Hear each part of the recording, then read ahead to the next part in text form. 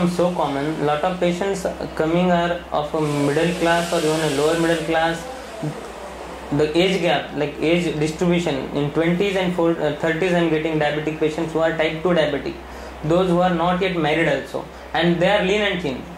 That is one more thing. They are not like very obese or something. They are active people, they are working class, and still they are this thing. I think the stress has become more important nowadays rather than all other factors. Maybe other factors are important. I don't deny okay, family history is important, lot of things, obesity, diet, everything is important, but stress has, I think it has taken its toll, and it has going to become one of the more common cause for becoming a type 2 diabetic.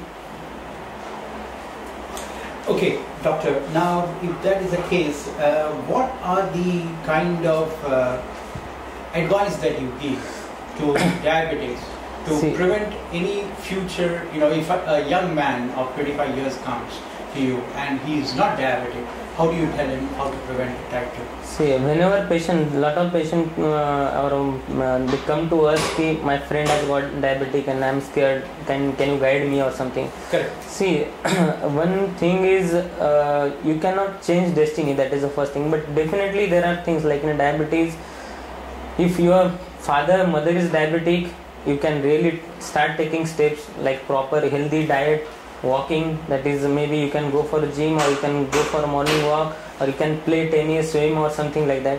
And the most important thing is maybe meditation or relaxation.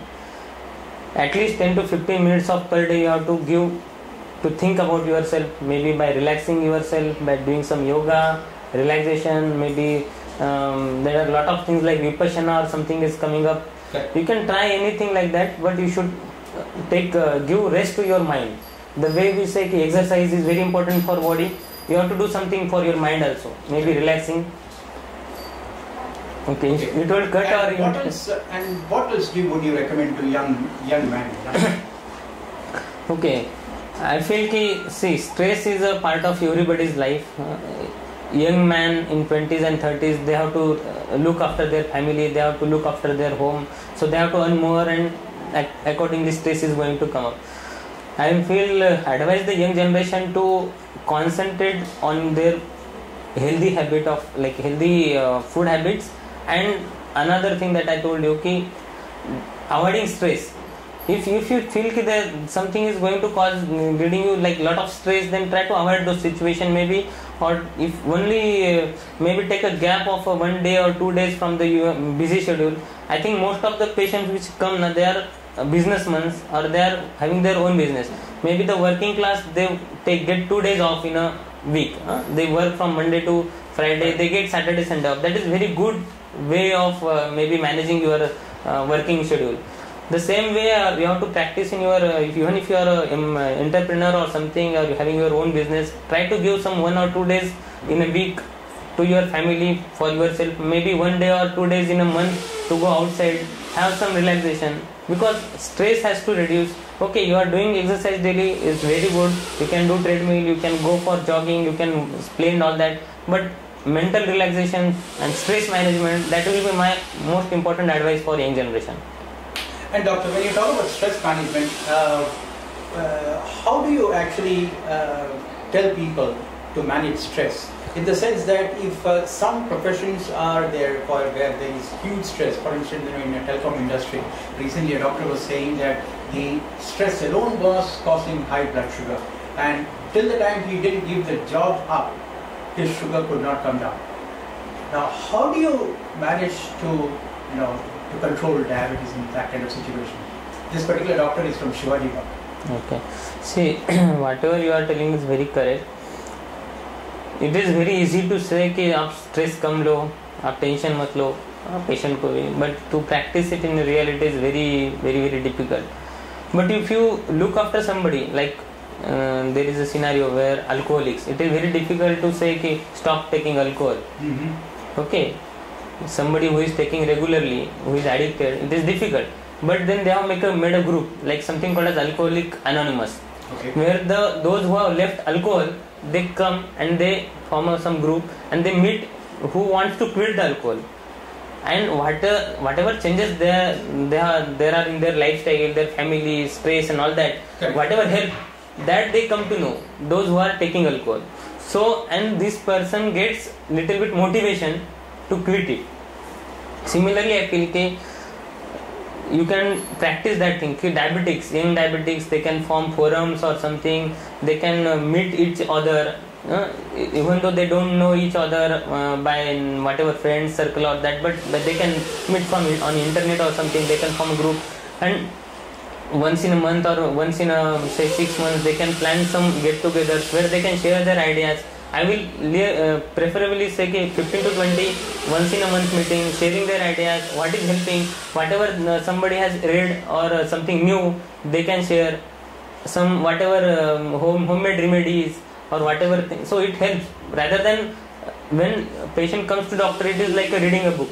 Just reading a book, and practically if you see a movie or something, your mind tries to capture more things by some street play or something rather than reading.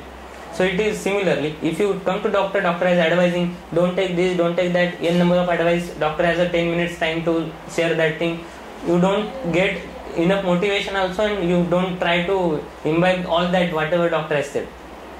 And doctor patient relation, though it is nowadays has become very stressful, it is not like this thing, but here of the same age group, if somebody meets, so you can share the ideas, whatever good happened to that person. Okay, if somebody has started quitting smoking or something from that group, and that whatever helped him, that somebody else can know. So it's, I feel for young generation, trying to have a stress management by making some group, practicing some yoga, something relaxation technique, whatever, they can come and meet with their families also.